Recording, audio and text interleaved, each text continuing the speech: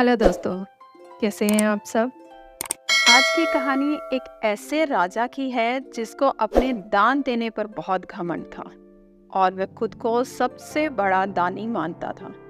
परंतु एक साधु ने उसके इस घमंड को किस तरह से खत्म किया, जानने के लिए कहानी को अंत तक सुने। एक समय की बात है, एक राजा था जिसको अपने दान देने पर बहुत घमंड था। राजा जितना दान देता उतना ही उसका प्रचार करता, और वह जब भी किसी से मिलता या उसके राज्य में कोई अतिथि आता तो उसको अपने दान की बहुत बड़ी बड़ी कहानियां सुनाया करता, और खुद ही यह भी घोषित कर दिया कि इस पृथ्वी पर वही है जो सबसे बड़ा दानी है। एक बार उनके राज्य में एक महान साधु आए। कुछ दिन पूरे राज्य का भ्रमण करने के बाद वह राजा से मिलने पहुंचे। राजा ने उनको ढेर सारा दान देने की कोशिश की, पर उन्होंने ये कहकर मना कर दिया कि वह दान में केवल अन्न ग्रहण करते हैं, और वह भी एक दिन का। राजा को यह बात सुनकर बड़ा आश्चर्य हुआ कि इस संसार में ऐसे भी लोग हैं जिनको मोह माया से किसी प्रकार का लोभ नहीं है, और वे केवल अपनी ही धुन में रहा करते हैं। राजा ने उन संत को अपने महल पर भोजन के लिए बुलाया और अपने दान की बातें फिर करने लगे। राजा की बातें सुनकर संत राजा की मनोदशा को अच्छे से भांप गए। भोजन के बाद राजा ने संत से पूछा, क्या आपने कभी मुझसे बड़ा दानी देखा है?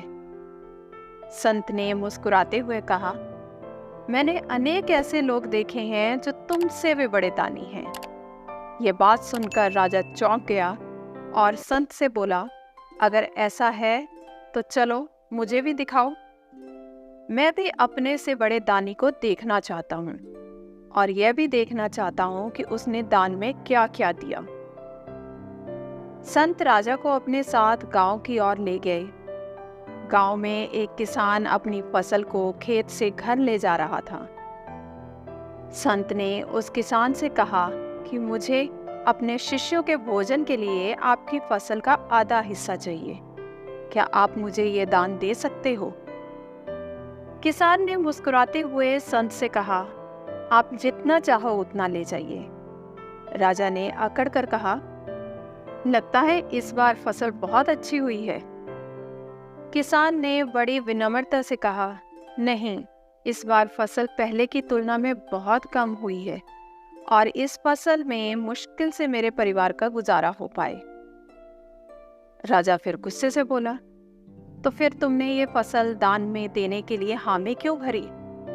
किसान ने कहा, इस फसल से मेरे परिवार का गुजारा तो नहीं होने वाला, लेकिन अगर इस फसल से संत के शिष्यों का पालन हो जाए तो इससे अच्छी कोई बात नहीं हो सकती, और मेरे परिवार का पालन पोषण करने के लिए ऊपर वाला स्वयं है। वह किसी को भूखे नहीं मरने देता। थोड़ा आगे चलकर संत एक फल बेचने वाले के पास राजा को ले जाते हैं और उसे कहते हैं कि जो भी कमाई आज हुई है, क्या आप मुझे दे सकते हैं?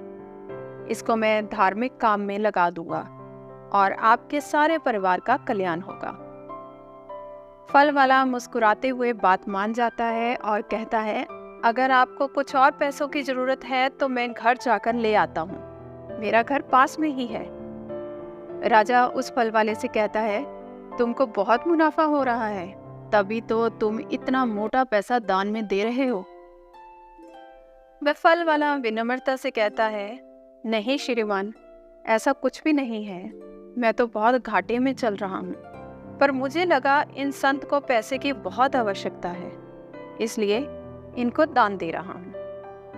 संत राजा को लेकर दूसरे गांव की ओर बढ़ते हैं, तभी उनको रास्ते में एक वृद्ध भिखारी मिलता है जिसके पास खाने के लिए केवल एक रोटी होती है। संत उस भिखारी से कहते हैं, मुझे भूख लगी है, कुछ खाने को दो। वह भिखारी अपनी आधी रोटी तोड़कर संत को दे देता है और कहता है, मेरे पास बस इतना ही है। संत कहते हैं कि मेरा इतने से काम नहीं चलेगा, भिखारी अपना बचा हुआ रोटी का हिस्सा भी संत को दे देता है और संत से हाथ जोड़कर कहता है, महाराज, इससे ज़्यादा मैं आपके लिए कुछ नहीं कर सकता, मुझे क्षमा कीजिए। महाराज भिखारी से कहते हैं, लगता है तुमको बहुत भीख मिल रही है, तभी तो तुम अपने हिस्से का खाना भी दान में दे रहे हो। वह भिखारी राजा से कहता है कि मुझे आज 2 दिन में ये रोटी मिली है, मैं 2 दिन से भूखा हूँ, पर मुझे लगता है आप लोगों को मुझसे ज़्यादा भूख लगी है, इसलिए मैंने आपको अपनी रोटी दे दी। मुझे तो भूखे रहने की आदत है, पर शायद आप लोगों को ना हो। संत राजा से कहता है कि देखा तुमने, तुमसे बड़े कितने दानी हैं। राजा आश्चर्य से कहता है, लेकिन अभी तक तो मुझे कोई बड़ा दानी दिखाई नहीं दिया।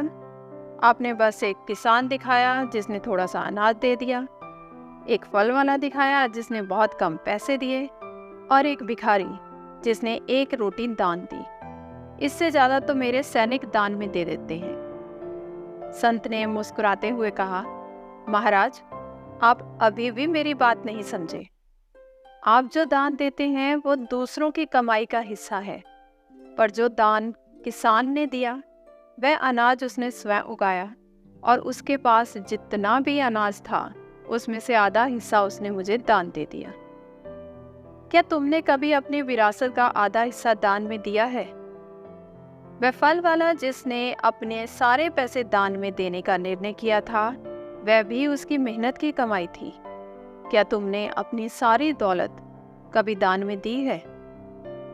क्या तुमने कभी अपना सारा भोजन दान में दिया है और खुद भूखे रहे हो? संत की ये बातें सुनकर राजा का घमंड टूट गया। राजा को वो सच्चाई दिखाई दी जो अब तक उसने नहीं देखी थी।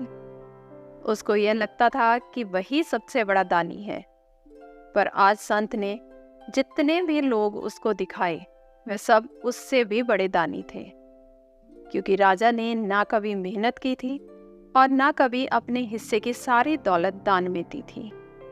पूर्वजों से जो उसको मिला और राज्य की लगान से जो कर पाता था, उसका एक हिस्सा राजा दान में देता था और स्वयं को सबसे बड़ा दानी समझता था।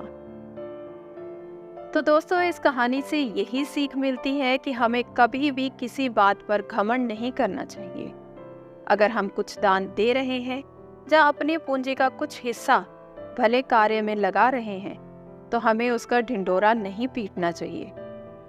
एक पुरानी कहावत में कहा गया है कि असल दान वही है जो एक हाथ से देने पर दूसरे हाथ को भी पता न लगे। तो दोस्तों, आशा करती हूँ आज की कहानी आपको पसंद आई होगी। धन्यवाद।